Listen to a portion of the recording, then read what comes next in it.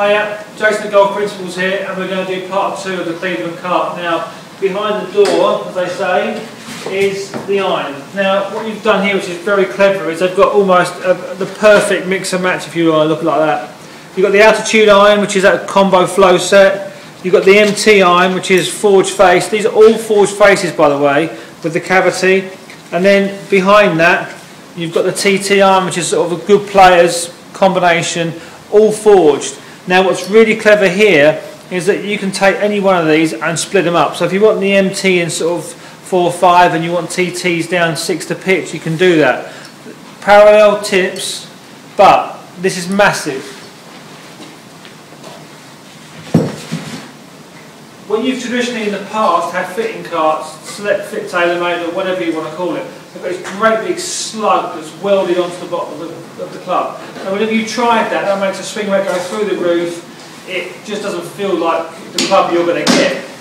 The great thing about this is what Martin's doing now, is that when you actually build these together, it's very simple, you put the two letters facing each other, dead easy, is that this has been engineered so the swing weight is exactly like a golf club. So if it's standard, it's D2, if it's half inch long, it's D3.5, if it's an inch longer, it's around about D4.5.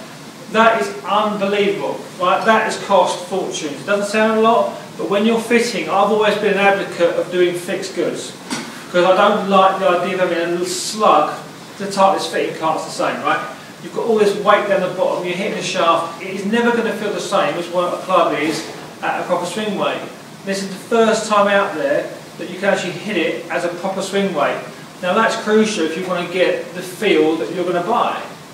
Now I also offer Project X, Diamond Gold, Super Light, Nippon 850, Nippon 950 and KBS Tours as well. So there's options in the bag, but what I like is that you can mix these up into whatever you fancy. So I'll take slightly different off-piste, but Kuchar for instance had a 14 4-iron. You might have seen it, so like a driving iron. It looks like one of these actually. It looks like the MT, hollow back and forged face. But then you can all move into that type of product into the lower end. So I really like what they've done here, and most impressive of all, they've actually got it right. They've listened to the guys that fit, and they've got it right. And the Japanese, when they go into this engineering stuff, they'll get it. They'll get it.